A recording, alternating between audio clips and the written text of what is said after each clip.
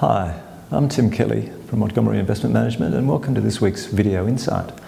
In March this year, Wesfarmers announced its intention to demerge the Coles business by distributing Coles shares to Wesfarmers shareholders, and this week the company has released additional details around the capital structure for the new Coles and named some of the directors who will be appointed to the board of the new Coles.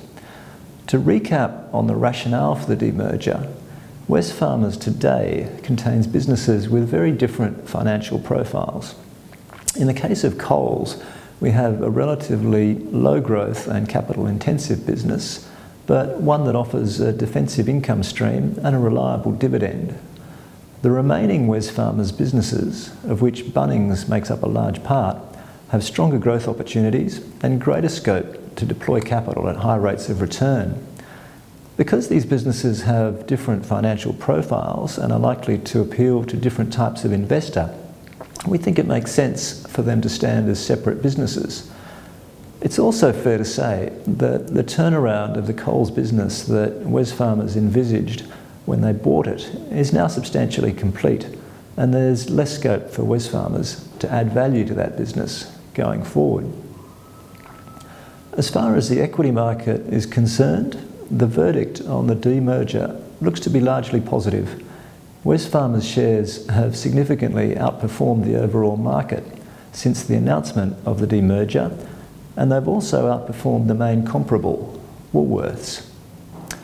It's also fair to point out that in the decade or so since the original acquisition of Coles, Wesfarmers shares have also delivered a better total return than the market.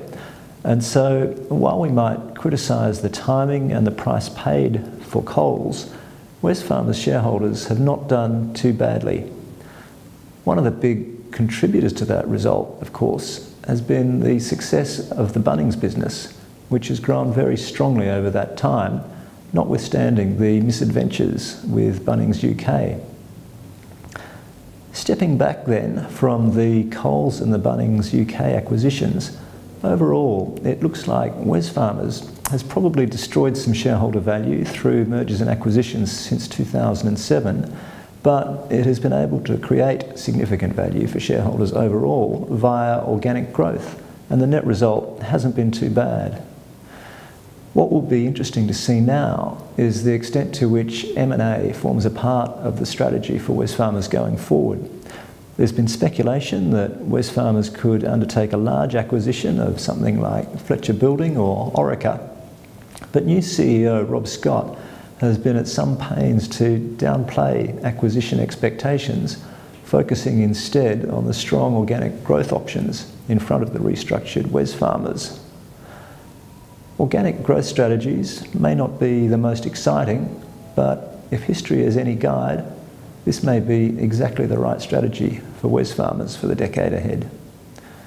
That's all for this week.